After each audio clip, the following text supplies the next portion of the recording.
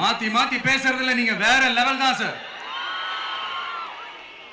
ஆட்சிக்கு வந்த அடுத்த வருஷமே 2022ல 70% வாக்குறுதிகளை நிறைவேற்றிட்டோம்னு சொன்னாங்க. அப்புறம் போன வருஷம் 90% வாக்குறுதிகளை நிறைவேற்றிட்டோம்னு சொன்னாங்க. அப்புறம் இந்த வருஷம் 505 வாக்குறுதிகளை 404 வாக்குறுதிகளை நிறைவேற்றிட்டோம். கிட்டத்தட்ட ஒரு 80% வாக்குறுதிகளை நிறைவேற்றிட்டோம்னு சொன்னாங்க. முதல்ல 70, அப்புறம் 90, அப்புறம் 80. இன்னும் தேர்தல் நெருங்க அது 60, 50, 40, 30, 20ல போய் நிற்கும்னு நினைக்கிறேன். அதையும் அவரே அறிவிப்பாரா என்னமோ எனக்கு தெரியல. முதல்வர் ஸ்டைல்லையே சொல்லணும்னா, பொய்யிலேயே பிறந்து பொய்யிலேயே வளர்ந்த புலவர் பெருமானே, கொஞ்சம் அத திருத்தி சொல்றேன், புலுகர் பெருமானே. அது இன்னும் பொருத்தமா இருக்கு. அவருடைய அண்ட புழுகு, ஆகாச புழுகு என்ன தெரியுமா?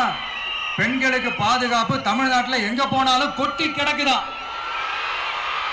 அப்படி அது உண்மைனா அண்ணா யூனிவர்சிட்டி அந்த பொண்ணுக்கு ஏன் சார் அப்படி ஒரு கொடுமை நடந்துச்சு?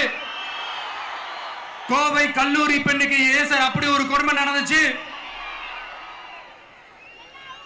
பெண் குழந்தைகள் பாதிக்கப்படுறதா கிட்டத்தட்ட 1000க்கும் மேலான போக்சோ கேசுகள் ஏன் சார் பதிவானுச்சு? போதைப் பொருள் கலாச்சாரம் கண்ட்ரோலே இல்லாம அது பாட்டுக்கு தாறுமாற எங்கேயோ போய்கிட்டு இருக்கு. வயலன்ஸ் எல்லாம் தலைவிரிச்சு ஆடுது. அதுக்கு ஒரு ரீசெண்ட் எக்ஸாம்பிள், அந்த ரயில்வே ஸ்டேஷன்ல அந்த சிறுவர்கள் எல்லாரும் சேர்ந்து செஞ்ச அந்த சம்பவம். சட்டம் ஒழுங்கு சரியா இருந்தா ஏன் சார் இப்படி எல்லாம் நடக்குது? சட்டம் ஒழுங்கு சரியா இருக்கணும்னா முதல்ல தமிழ்நாட்டுக்கு ஒரு டிஜிபி வேணும் சார். எங்க சார் போனார் அவரு? எங்க அவரு? சும்மா இந்த ஆக்டிங் ஆபீசரை வச்சுக்கிட்டு அரசாங்கத்தை நடத்துனீங்கன்னா இப்படிதான் சட்டம் ஒழுங்கு சந்தி சிரிக்கும். முதல்ல தமிழ்நாட்டுக்கு ஒரு டிஜிபியை போடுங்க சார். அதுக்கப்புறமாச்சும் சட்டம் ஒழுங்கு சரியாகுதான்னு பார்ப்போம். சரிப்பா, கேள்வியா கேட்கறியே, நீ வந்தா என்ன செய்வ அதானே கேட்கறீங்க. கரெக்ட், கேட்கணும். மக்களோட அடிப்படை தேவைகளை தீர்க்கிறது தான் நம்மளுடைய ஃபர்ஸ்ட் வேலையே. அதை தீர்க்கிறதுக்கான அந்த தேடி போறது, அதோட சொல்யூஷனை தேடி போறது தான் நம்மளுடைய ஃபர்ஸ்ட் அஜெண்டாவே.